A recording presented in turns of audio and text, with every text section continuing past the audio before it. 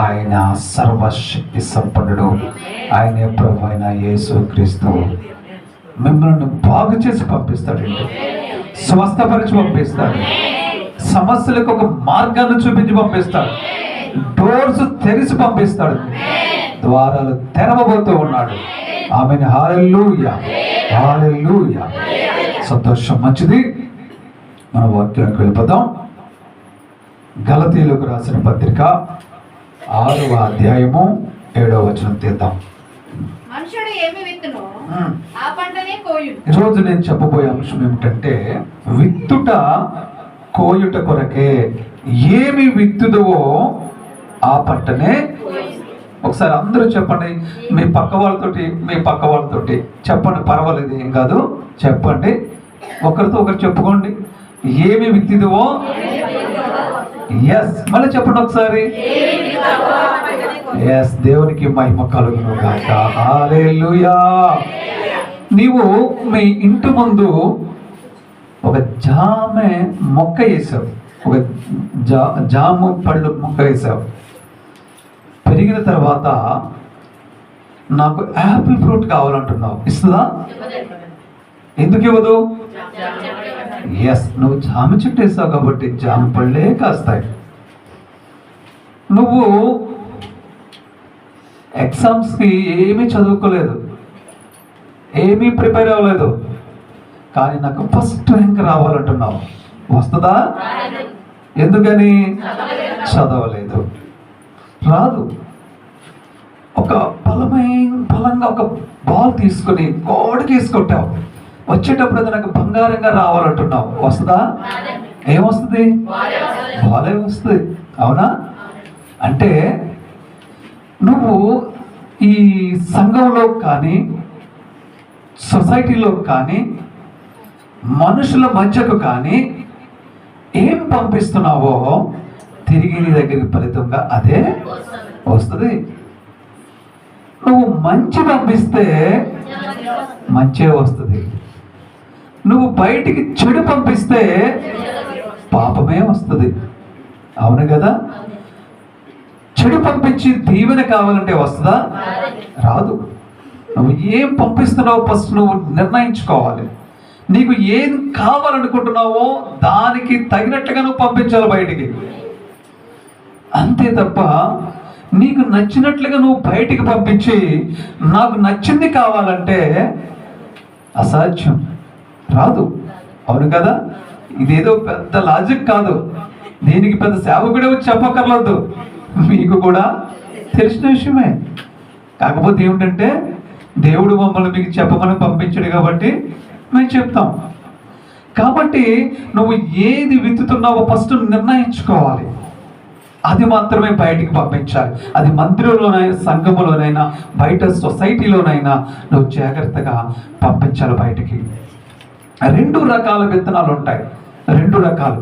ఒకటి ఈ లోకానుసారమైనటువంటి శరీర సంబంధమైనటువంటి విత్తనములు, ఒకటి ఈ లోకానికి సంబంధించినటువంటి శరీర సంబంధమైన విత్తనములు, రెండవది పరలోకానికి సంబంధించినటువంటి ఆత్మ సంబంధమైన విత్తనములు. ఈరోజు ఈ లోకానికి సంబంధించినటువంటి శరీర సంబంధించినటువంటి విత్తనములు విత్తినప్పుడు అవి ఒకవేళ మంచిగానే విత్తుండొచ్చును. ఈ లోకానుసరమైన విత్తనములు మంచిగానే విత్తావు అనుకుందాం. పేదవాళ్ళకి సహాయం చేస్తున్నావు పని, అన్నం లేని వాళ్ళకి అన్నం పెడుతున్నావు, వస్త్రాలు లేని వాళ్ళకి వస్త్రాలు ఇస్తున్నావు, ఆపదలో ఉన్న వాళ్ళకి ఆదుకుంటున్నావు, మెడికల్గా సపోర్ట్ చేస్తున్నావు, అనేక ప్రజాసేవను చేస్తూ ఉన్నావు, మంచిదే, సంతోషం. దానికి తగిన ప్రతిఫలం ఇహలోకంలో ఉండగా నీకు వస్తుంది, నో డౌట్, అది మంచిదే, చెయ్యి. అయితే క్షయము అక్షయము అంటే, అక్షయం అంటే ఏంటి? ఇంకా అంతము లేనిది, ఎప్పటికీ పాడవనది. క్షయము అంటే కొంతకాలం తర్వాత పాడైపోయేది. ఈ లోకంలో నువ్వు ఈ లోకానుసారమైన శరీరకు సంబంధమైనటువంటి ఈ విత్తనాలను విత్తినప్పుడు మంచిదే, కానీ దాని ప్రతిఫలము నీ దగ్గర కొంతకాలం మాత్రమే ఉంటుంది. తర్వాత ఏమైనా అవ్వచ్చు, క్షయమైపోవచ్చు, లయమైపోవచ్చు, ఉంటే ఉండవచ్చు, లేకపోతే లేకపోవచ్చు. తర్వాత రెండవ విత్తనములు ఏంటంటే పరలోకానికి సంబంధించినటువంటి ఆత్మ సంబంధమైన విత్తనములు. ఆ పరలోకానికి సంబంధించినటువంటి ఆత్మ సంబంధమైన విత్తనములను విత్తినప్పుడు నువ్వు అక్షయమైన పంటను కోస్తావు. అదేమిటంటే నిత్య జీవము, పరలోకము. ఎన్ని భయంకరమైన పరిస్థితుల్లో ఉన్నారు ప్రజలు. అందుకే దేవుడు అంటున్నాడు, నువ్వు ఆత్మ సంబంధమైనటువంటి విత్తనములు నువ్వు విత్తనప్పుడు నువ్వు అక్షయమైనటువంటి పంటను కోస్తావు. అదే నిత్య జీవము. అంటే మరి ఈ లోకానికి సంబంధించినటువంటి విత్తనాలు మేము విత్తకూడదా అండి? అంటే మేము ఎవరికి సహాయం చేయకూడదా? ఎవరికి మేము ఆపదలను వాళ్ళు ఆదుకోకూడదా అంటే నో, దేవుడు ఖచ్చితంగా చేయమన్నాడు. అది ఖచ్చితంగా మనం చేయాలి. అది కానీ అది చేస్తూనే ఈ ఆత్మకు సంబంధమైనటువంటి విత్తనాల్ని కూడా మీరు కలిగి ఉండాలి. రెండు ప్యారలల్గా వెళ్ళాలి. అది చేసి ఇది చేయకపోతే ఇక్కడ ఇది కష్టమే. ఈ హలోకలో ఉన్నప్పుడు నీకు మంచి పంట నువ్వు కొయ్యలేవు. ఒకవేళ ఇది చేస్తాను కదా అది మానేస్తే పరలోకానికి సంబంధించినటువంటి ఆ నిత్య రాజ్యంలోనికి నువ్వు ప్రవేశించలేవు. అంతే కదా? కాబట్టి నువ్వు జాగ్రత్తగా విత్తు. ఏమి విత్తాలనుకుంటున్నావో ఫస్ట్ నువ్వు నిర్ణయం తీసుకుని విత్తాలి. విత్తినప్పుడు నేను ఏం చేస్తాను తిరిగి నాకు అదే వస్తుంది కదా. ఎవరినన్నా తిడుతున్నావు అమ్మ, నువ్వు ఎవరినో తిడుతున్నావు, తిరిగి తిడుతుందా లేదా? నిన్ను నువ్వు 4 తిడితే ఆవిడ 1 తిడుతుంది కదా. అవసరం మనకి చెప్పండి?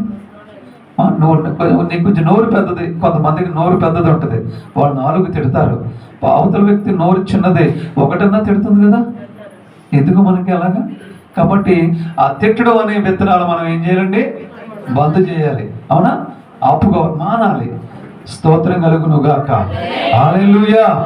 కాబట్టి మనం విత్తేటప్పుడు ఏ విత్తుతున్నామో అది ఉదాహరణ చెప్తున్నాను మీకు. ఇది ఆ తిట్టడం అనే ఆ విత్తనాలు మానాలనేది ఒక ఉదాహరణ. అలాంటి మన జీవితాలు చాలా ఉంటాయి. అలాంటి విత్తనాలన్నీ కూడా మనం ఏం చేయాలండి? మానాలి. దేవునికి స్తోత్రం కలుగునుగాక. హల్లెలూయా. ఒక అడవిలో ఒక స్త్రీ ప్రయాణం చేస్తూ ఉంది కారులో. ఈ అడవి మార్గం ద్వారా కారు డ్రైవ్ చేసుకుంటూ వెళ్తుంది ఒక స్త్రీ. కొంత దూరం వెళ్ళేటప్పటికి ఆ కారు చెడిపోయింది. అయ్యో, ఆవిడ చూస్తుంటే ఆ స్త్రీ కాబట్టి ఈ కారు రిపేర్ చేసుకోలేదు. కారు దిగి అటు ఇటు చూస్తే భయం వేస్తుంది. ఈ అడవిలోంచి ఏమైనా దుష్ట మృగాలు వచ్చి నన్ను ఏమైనా దాడి చేస్తాయేమో, చంపేస్తాయేమో అనే భయం ఒక పక్కన కలుగుతూ ఉంది. మరి ఎవరైనా సహాయం చేస్తారంటే అటు ఇటు చూస్తుంది కానీ ఎవరు రావట్లేదు. అది సాయంత్రం వేళ. చూస్తుంటే చీకటి పడే పరిస్థితులు కనపడతా ఉన్నాయి. ఆమె ఏం చేయాలో అగమ్యగోచరంగా ఉంది పరిస్థితి.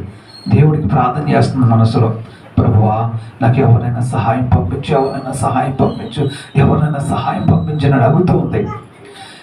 అలా అడుగుతూ ఉండగా కొంత సమయానికి ఒక వ్యక్తి ఆ రోడ్డు మార్గం ప్రయాణం చేస్తూ ఆ కారు దగ్గర ఆగాడు. ఆగి ఏమని చూశాడు. సిస్టర్, ఏంటి సమస్య అని అడిగాడు. సార్, మా కారు ఇలా చెడిపోయింది, నేను ఏమైనా చేయలేకపోతున్నాను, చీకటి పడిపోయేలా ఉంది, భయంగా ఉంది, కొంచెం ఏమైనా హెల్ప్ చేస్తారా అని అడిగిందా. అయ్యో తప్పకుండా చేస్తాను అని గబగబా అతను దిగి చూసి తన యొక్క శక్తినంతా, తనకున్న ఓపికంతా తనకు ఉపయోగించి ఏదో విధంగా ఆ కార్ని స్టార్ట్ చేశాడు. ఆ కారు ఉపయోగపడేలాగా చేశాడు. అప్పుడు ఆమె చాలా దేవుడికి చాలా కృతజ్ఞత చెల్లించుకొని చాలా వందనములు చెప్పుకొని తిరిగి కొంత అమౌంట్ తీసి ఆ వ్యక్తికి చూచింది, ఇవ్వడానికి ప్రయత్నం చేసి ఇవ్వబోయింది. ఇవ్వబోతే వెంటనే అతను తిరస్కరించాడు. నో మేడం, నేను అమౌంట్ తీసుకోను, నేను డబ్బులు తీసుకోవడానికి నేను ఈ వర్క్ చేయలేదంటే, లేదు బ్రదర్, లేదు మీరు తీసుకోవాలి, ఇది చాలా కష్టమైనటువంటి సమస్య, నేను చాలా భయపడ్డాను, ఇటువంటి సమయంలో నువ్వు వచ్చి ఆదుకోవడం నాకు చాలా, నా ప్రాణాన్ని కాపాడావు, దీనికి ఎంత ఇచ్చినా తక్కువే, ప్లీజ్ కాదనకండి తీసుకోండి అంటే అతను ఎంత చెప్పినా అతను ఒకటే మాట్లాడాడు, నేను దయార్థ హృదయం కలిగి నేను సహాయం చేసేనే తప్ప, అవకాశం ఉంది కదా ఎంతైనా తీసుకుందాం, ఎంతైనా మీరు ఇటువంటి ప్రాబ్లంలో మీరు ఉన్నప్పుడు నేను ఎంత అడిగినా మీరు ఇస్తారని తీసుకునే పరిస్థితిలో నేను లేను. అటువంటి హృదయం నాది కాదు. దేవుని మనసు కలిగి నేను యథార్థ హృదయంతో మీకు నేను హెల్ప్ చేశాను తప్ప నేను మీ దగ్గర ఏమి ఆశించి కాదు. ప్లీజ్ దయచేసి నాకు ఏమి మీరు ఇవ్వద్దు, మీరు క్షేమంగా వెళ్ళండి అని చెప్తే ఆమె చాలా సంతోషించి, ఈ రోజుల్లో కూడా ఎలాంటి వ్యక్తులు ఉన్నారా? ముందు ఒక 500కి బేరం ఆడుకున్న తర్వాత వచ్చి అవ్వదండి సగం చేసి, అవ్వదండి 1000 రూపాయలు ఇస్తేనే చేస్తాం లేకపోతే వదిలేస్తామన్న రోజుల్లో ఉన్నాం మనం. అవును కదండి? అలాంటి మనం అందరం అనుభవించాం, అలాంటి ఫేస్ చేస్తాం, ఎన్నో ఇబ్బందులు పడుతూ ఉంటాం, అనేక సమయాల్లో పడుతూ ఉంటాం.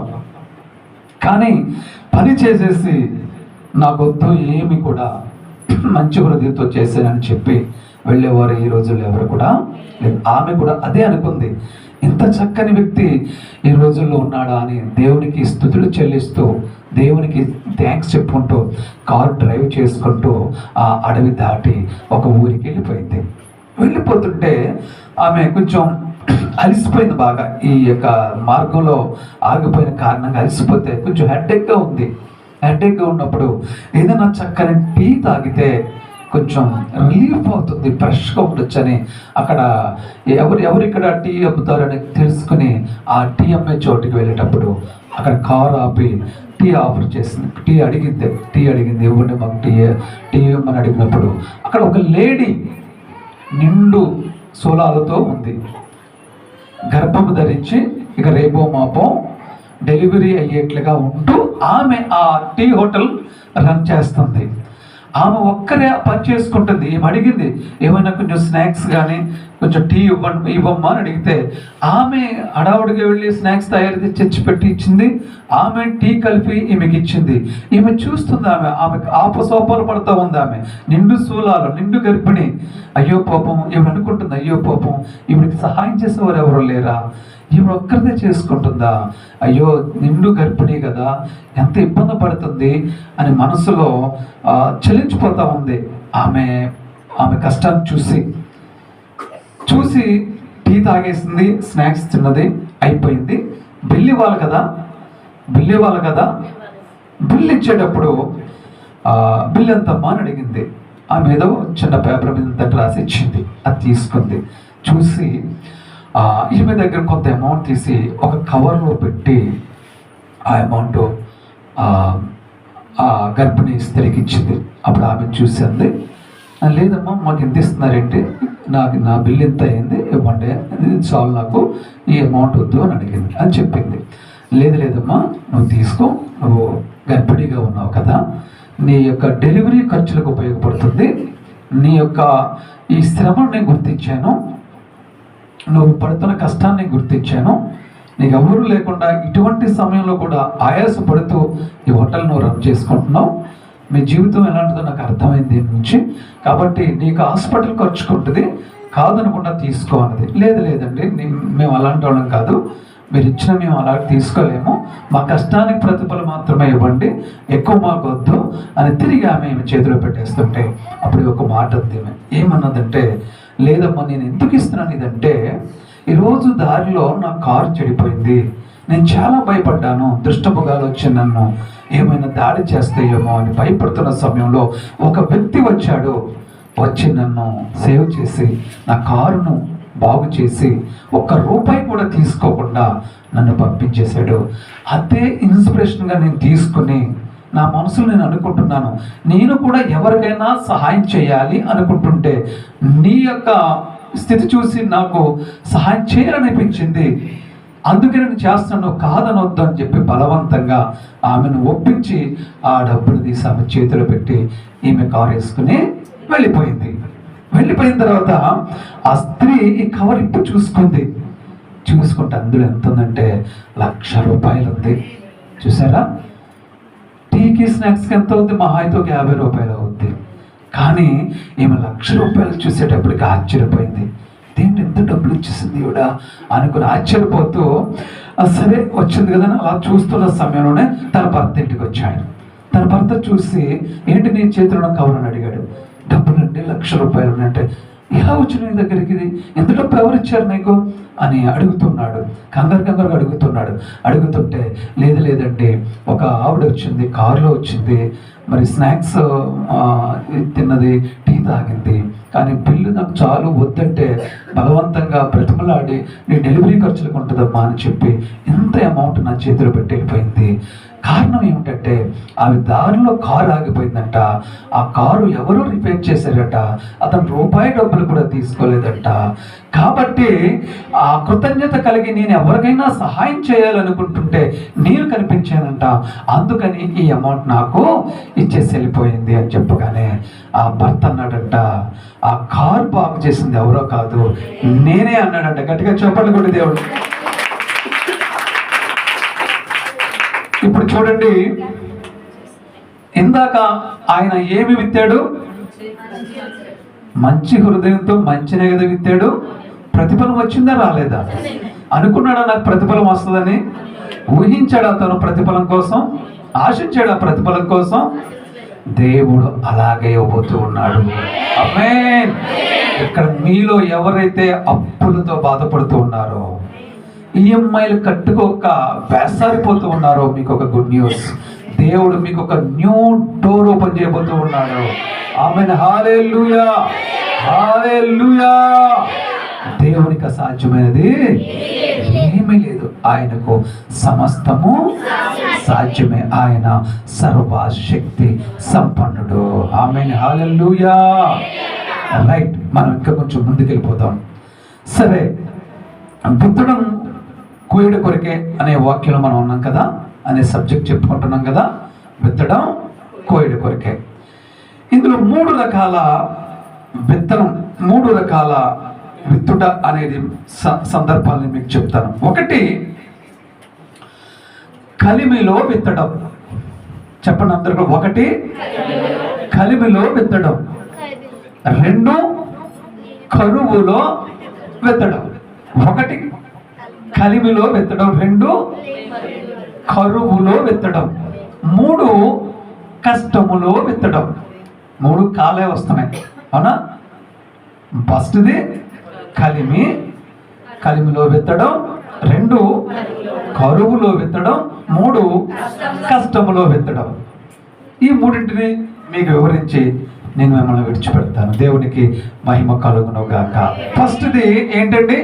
ఫస్ట్ది ఏంటి? కలిమిలో విత్తడం. కలిమి అంటే ఏమిటి? కలిమి అంటే ఏంటమ్మా? అమ్మా ఏంటమ్మా? కలిమి అంటే ఉన్నతమైన స్థితి, సంపన్న స్థితి, ధనవంతులు అని అర్థం. కలిమి అంటే ధనాన్ని కలిగి ఉండడం, ఆస్తిపాస్తులు కలిగి ఉండడం, అంటే బాగా పరిచినోళ్ళు అని అర్థం. మాసు భాషలో చెప్పాలంటే అమ్మా, వీళ్ళు బాగా పరిచినోళ్ళు అంటారు కదా, అంటారా? అలాగన్నమాట, బాగా పరిచినోళ్ళు అన్నమాట. ఓకే, తెలియాలని చెప్తున్నాను మీకు సరదాగా. కలిమి అంటే బాగా ఉన్నతమైన సంపన్న స్థితి. అలాంటి స్థితిలో విత్తడం గురించి చెప్తాను మీకు నేను. కలిమిలో విత్తడం అంటే ఏంటనేది 2వ రాజుల గ్రంథము 4వ అధ్యాయము 8వ వచనం. 2వ రాజుల గ్రంథము 4వ అధ్యాయము 8వ వచనం. ఎవరు కలిమిలో విత్తారు, దానికి ప్రతిఫలం ఏమిటి అంటే, ఇది ఎందుకు నేను తీపిస్తున్నానంటే, కలిమిలో ఎవరు విత్తారు, దానికి వారు ఏ ప్రతిఫలం పొందుకున్నారు అంటే, మన సబ్జెక్ట్ మీరు అర్థం చేసుకోండి. మార్గ మధ్యలో కారు ఆగిపోతే అతను మంచితనము, తన సహాయం అనే విత్తనాన్ని విత్తేసి వెళ్ళిపోయాడు. దేవుడు ఊహించిన రీతిలో పంటను పంపించాడు. అలాగే ఇప్పుడు కలిమిలో విత్తడం, కలిమిలో ఉన్న వ్యక్తులు అంటే సంపన్న స్థితిలో ఉన్న వ్యక్తులు విత్తినప్పుడు వారికి ఏం మేలు పొందుకున్నారు అనేది ఇప్పుడు మీకు తెలియపరుస్తాను. తీయండి, చదవమ్మా. ఒక దినమందు ఎలీషా ఒకసారి ఆగమ్మా. గనురాలు అంటే దాని అర్థం ఏంటి? ధనవంతురాలు అనమా, అంటే కలిమి ఉన్నవాళ్ళే కదా. చెప్పమ్మా, చదువు. గనురాలు అయిన ఒక స్త్రీ భోజనమునకు రమ్మని ఎలీషా గారిని, అంటే దైవజనుడిని బలవంతం చేస్తుంది. ఎందుకు బలవంతం చేస్తుందంటే, అతడు ఆ పట్టణానికి దేవుని సువార్త చేయడానికి వస్తున్నాడు, వెళ్తున్నాడు పాపం. కానీ అతను నిలువ నీడలేదు. ఆ దైవజనుడు ఉండడానికి నిలువ నీడలేదు. భోజనం చేయడానికి ఎక్కడ ఒక నిర్దిష్టమైన ప్లేస్ లేదు. కొంతసేపు దేవుని సువార్త చేసి వచ్చి రెస్ట్ తీసుకుందాం, కొంచెం ఫ్రెష్ అవుదాం అనడానికి కూడా అతనికి ఒక రూమ్ కూడా లేదు. పరిస్థితి ఎలా ఉందంటే వస్తున్నాడు వెళ్ళిపోతున్నాడు, వస్తున్నాడు వెళ్ళిపోతున్నాడు, వస్తున్నాడు వెళ్ళిపోతున్నాడు. తింటున్నాడో తినట్లేదో, ఏం చేస్తా ఎలా ఉంటున్నాడో కూడా ఎవరు అతను పట్టించుకుంటలేదు. ఎలీషా అనే ఒక దైవజనుడిని ఈమె చూస్తుంది, ఈమె గమనిస్తుంది. ఈమె ఆయన రావడం వెళ్ళడం, ఆయన పడుతున్న అవస్థ చూస్తుంది. చూసి అయ్యో ఈ దైవజనుడు మంచివాడు, ఇతను అవస్థ పడుతున్నాడు, కష్టపడుతున్నాడు, ఇబ్బందుల్లో ఉన్నాడు, కనీసం ఈయన తిన్నావా అని అడిగిన వారు కూడా లేరు.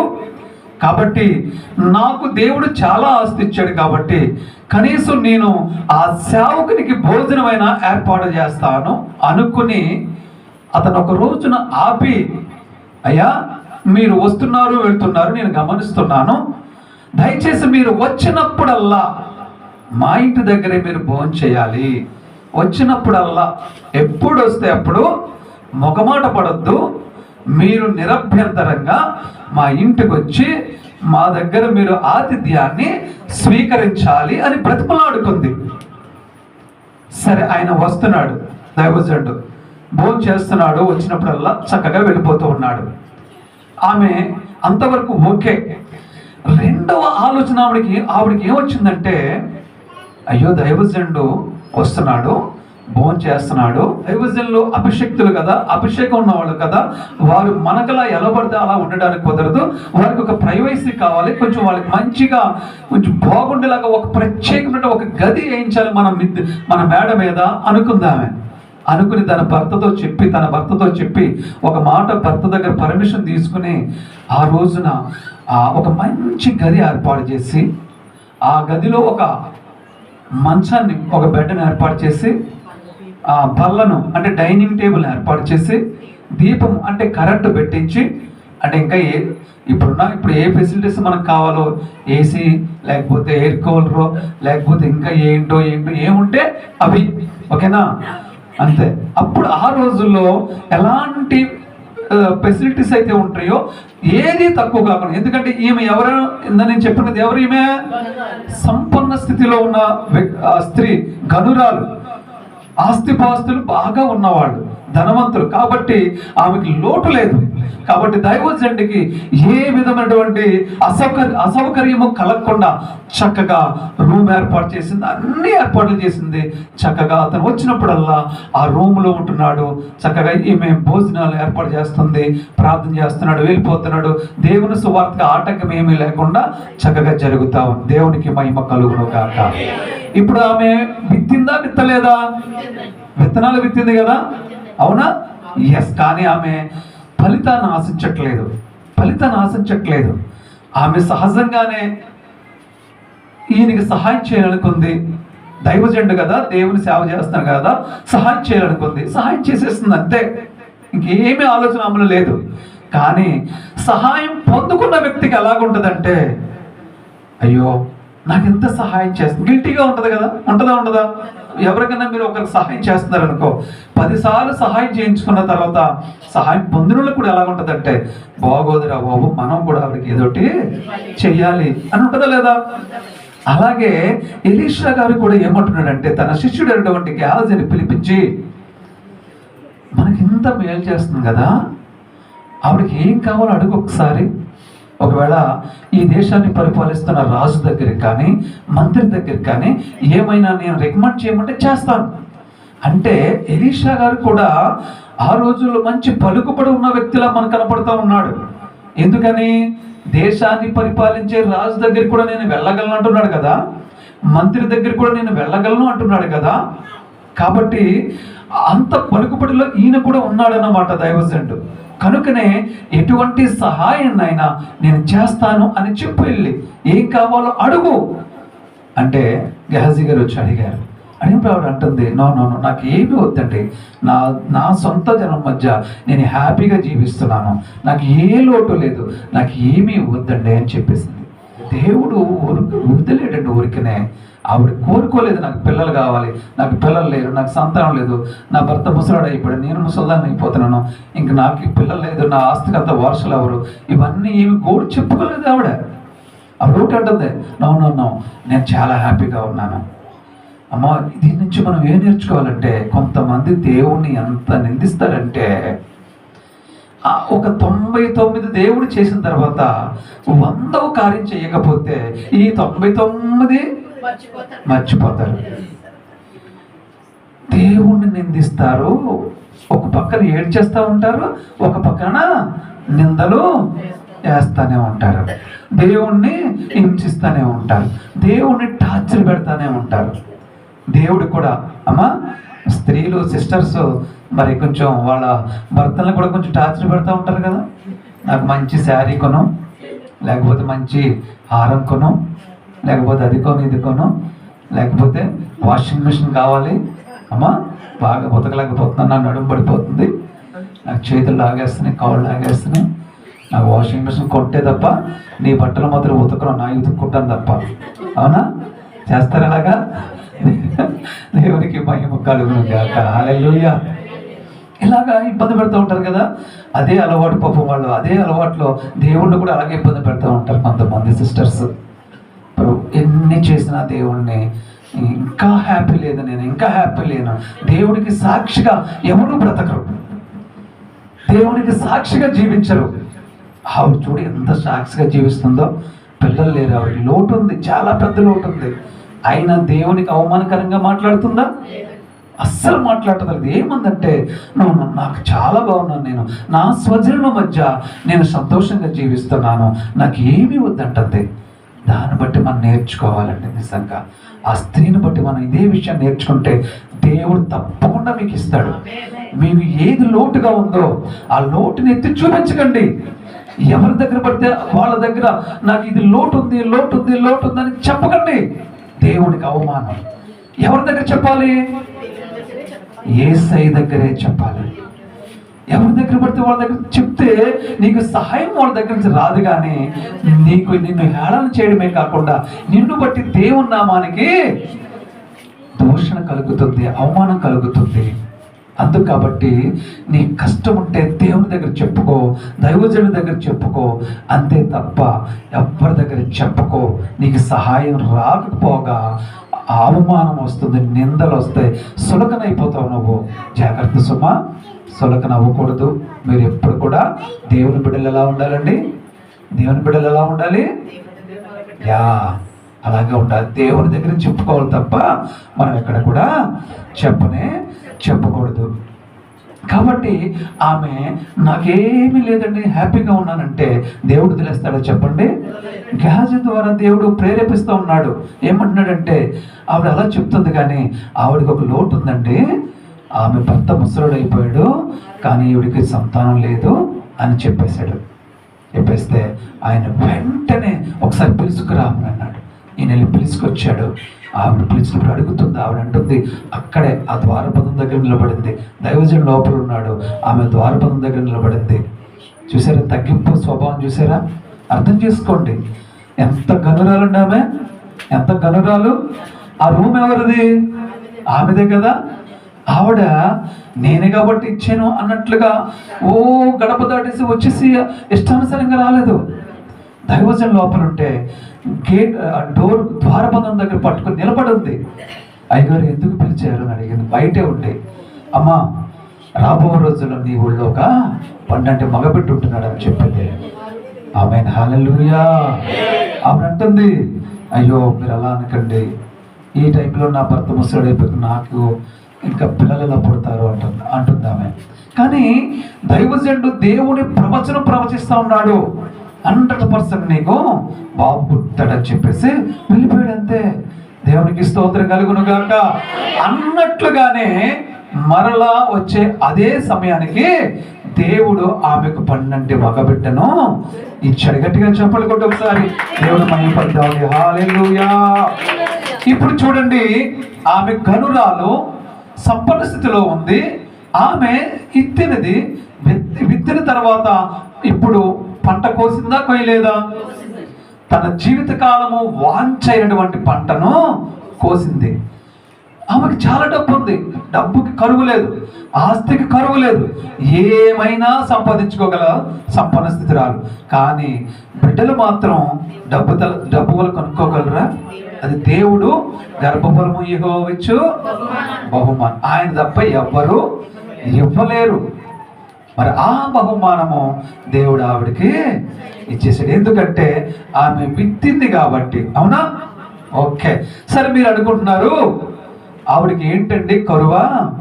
వాళ్ళకి ఏమీ లోటు లేదండి, వాళ్ళకి విత్తుతారండి. ఒక రూమ్ కాబట్టి 2 రూములను వేస్తారు వాళ్ళు. వాళ్ళకేం పోయిందండి? బోలంత ఆస్తుంది, వాళ్ళకి బోలంత ఇన్కమ్ వస్తుంది. మాలాంటి వాళ్ళ పరిస్థితి వాళ్ళకు ఉంటే అప్పుడు చూడండి ఆవిడ ఇస్తుందో లేదో అని అనుకుంటారు కొంతమంది. అవునా? అది కూడా చూద్దాం ఒకసారి, అది కూడా ఒకసారి మనము చూద్దాం. అంటే అలాంటి పరిస్థితిలో ఉన్న వాళ్ళు కూడా విత్తుతున్నారా లేదో చూద్దాం. ఒకవేళ విత్తితే ఎలాంటి పరిస్థితులు వస్తాయో చూద్దాం. ఓకేనా? తీయండి. కరువులో విత్తడం రెండవది. ఒకటి అయిపోయింది కదా, ఏమైపోయింది? కలిమిలో విత్తడము అయిపోయింది, దానికి ప్రతిఫలం కూడా పొందుకోవడం అయిపోయింది. ఇప్పుడు నెక్స్ట్ రెండవది ఏంటి? కరువులో విత్తడం. ఓకేనా? ఇప్పుడు బాగా పేద స్థితిలో ఉన్న వాళ్ళు విత్తడం. అవునా? అయ్యో అంటే ప్రమాదకరమైన స్థితిలో ఉన్న వాళ్ళు విత్తడం. ఓకే, దాని గురించి చూద్దాం. 1వ రాజుల గ్రంథము 17:12. అందుకామె అబ్బా చూడండి ఎలా ఉంటుందో, నమ్మరేమో అని ఆమె ఏమంటుందంటే దేవుని మీద తోడు, దేవుని మీద ఆనా. తర్వాత ఇంత పిండే ఉంది, కొంచెం నూనె ఉంది, మేము చావక ముందు నేను ఇంటికి పోయి వాటిని నాకును నా బిడ్డకును సిద్ధం చేసుకొనవలెనని కొన్ని పుల్లలు ఏరుకొనుటకై వచ్చి తిని. దేవునికి స్తోత్రం కలుగును గాక. హల్లెలూయా. ఇప్పుడు చూడండి ఈమె ఇందాక ఒక ఆవిడ ఉంది. ఆవిడ ఎలాంటి ఆవిడ? ఈవిడ ఎలాంటి ఆవిడ? Total opposite. అవునమ్మా? ఆవిడేమో మేడ అయితే ఈవిడ పూరి గుడిసె.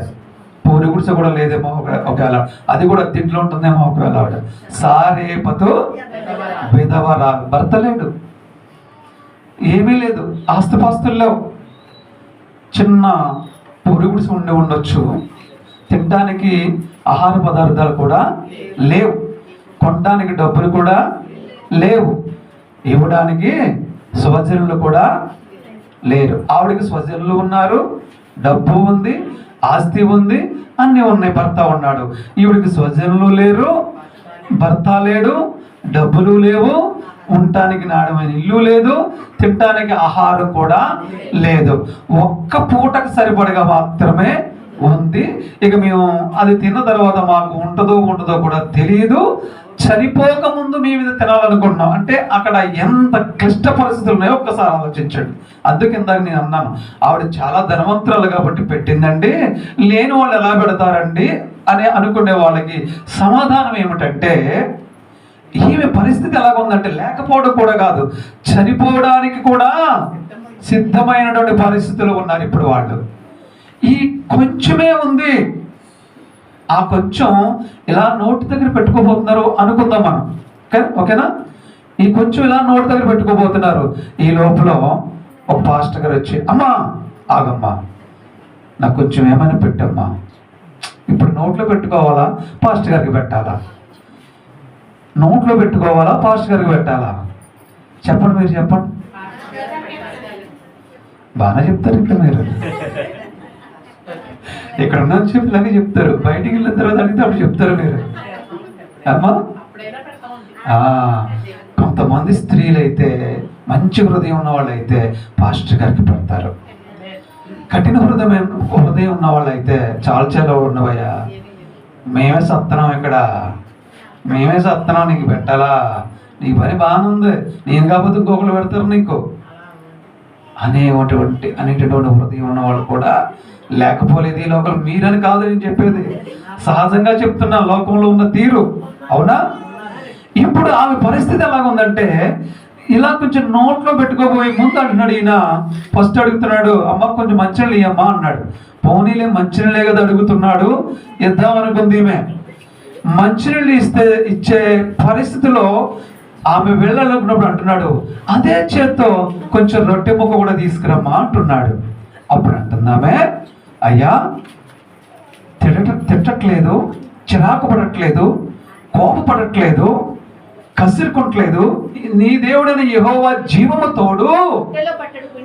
అస్సలు లేదయ్యా అయ్యగారు, దేవుని మీద ఒట్టు, కొంచెం ఒక కప్పు మాత్రం అవుతుంది, ఈ పూట మేము చనిపోకుండా ఉండాలంటే కొంచెం తినేద్దాం అన్న ఆశతో ఉన్నాం అని దైవజనుల్ని బ్రతిమలాడుకుంటుంది. దేవుని మీద ఒట్టే చెప్తుంది నమ్మడేమని. అప్పుడు ఆయన అన్నాడు, ఏం భయపడకో, అందులో ఒక రొట్టె వేసుకున్న ముందు నాకు తీసుకురా. ఏమంటున్నాడు? ముందు నాకు తీసుకురా, మీరు లోటు లేకుండా భుజిస్తారు అని చెప్తున్నాడు. ఆమేన్, హల్లెలూయా.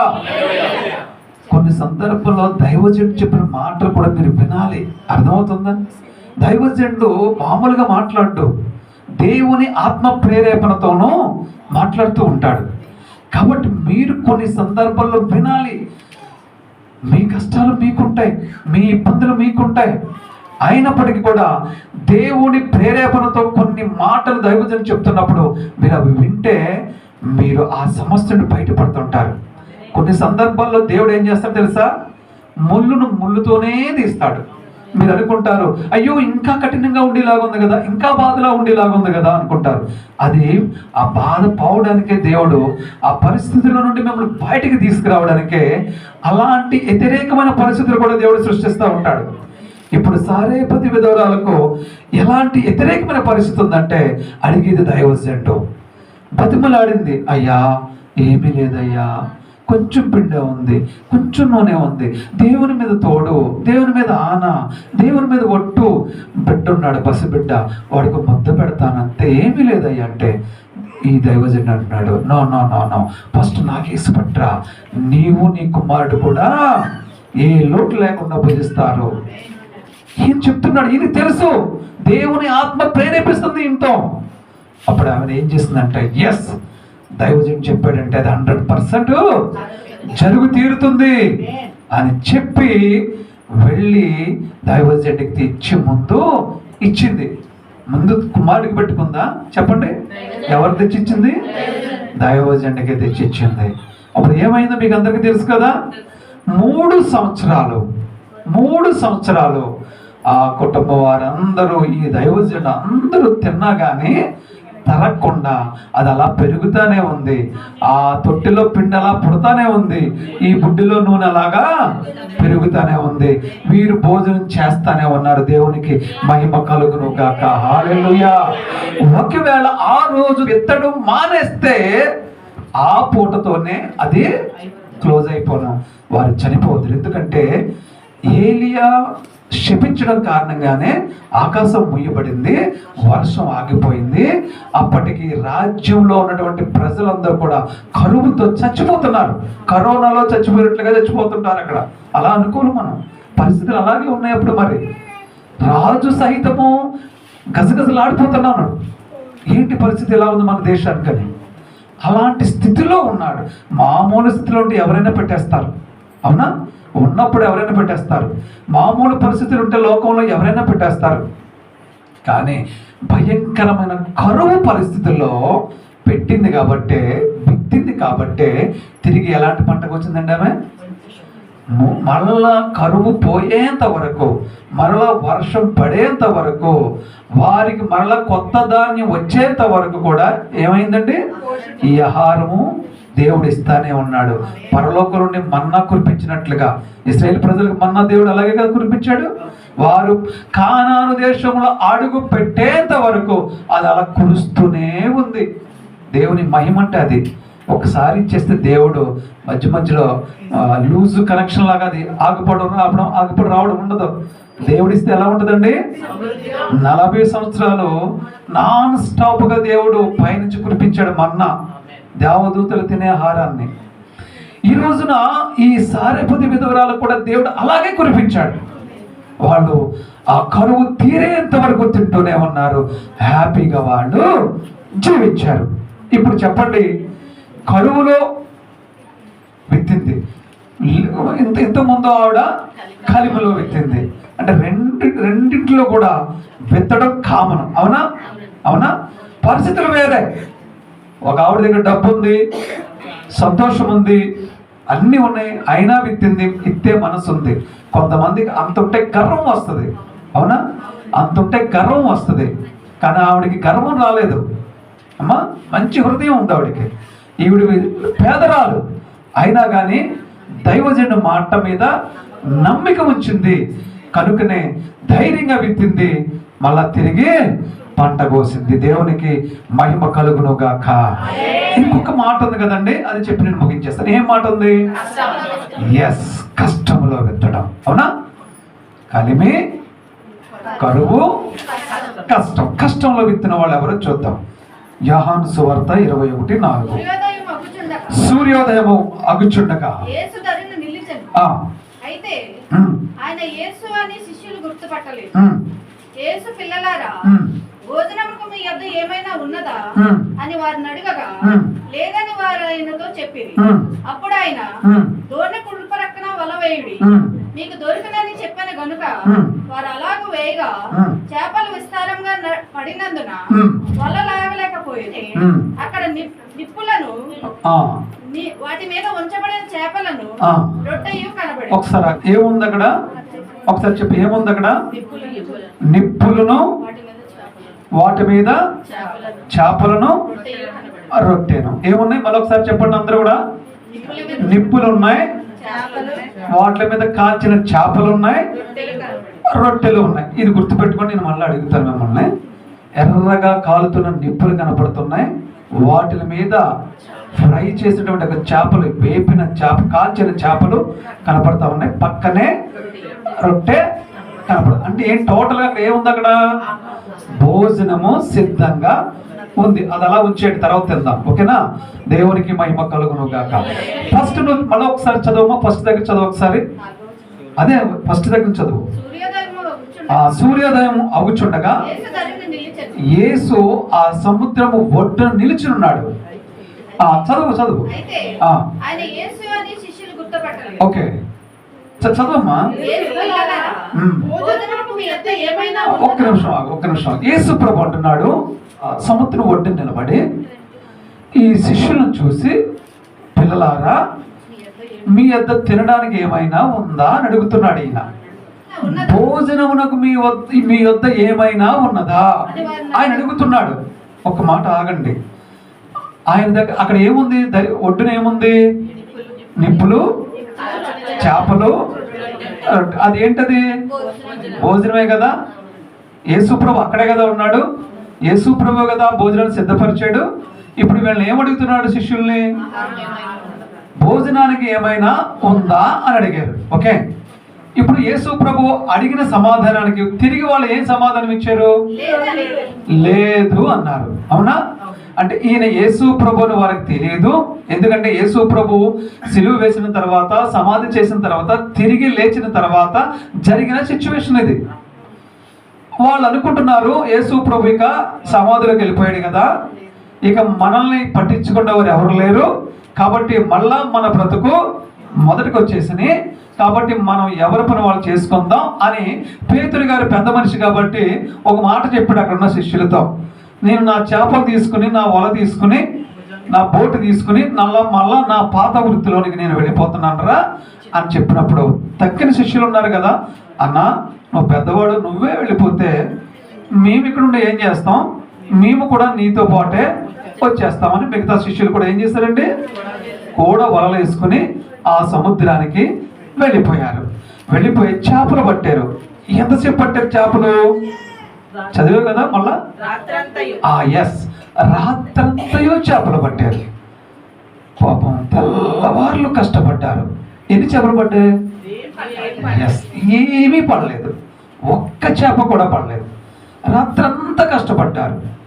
ఇప్పుడు తినడానికి వాళ్ళ దగ్గర ఆహారము లేదు, పెట్టడానికి యేసు ప్రభు కూడా లేడు. ఉన్న పని వదిలేసి యేసు ప్రభు వెనకాల ఎన్ని సంవత్సరాలు తిరిగారు వీళ్ళు? 3.5 సంవత్సరాలు తిరిగారు. అంటే ఇప్పుడు వీళ్ళకి ఏదైనా బ్యాంక్ బ్యాలెన్స్ ఉంటుందా? పెట్టేవాళ్ళు ఎవరైనా ఉన్నారా? అప్పుడు పరిస్థితి ఎలాగుందో తెలుసా? యేసు ప్రభుకి వ్యతిరేకంగా ఉన్న వీళ్ళు యేసు ప్రభు శిష్యులని తెలిస్తే వీళ్ళని కూడా సిలువ చేస్తారేమని కదా పేతురు బొగ్గుతాడు. అవునా? అంటే పరిస్థితి ఎలాగుంది అప్పుడు?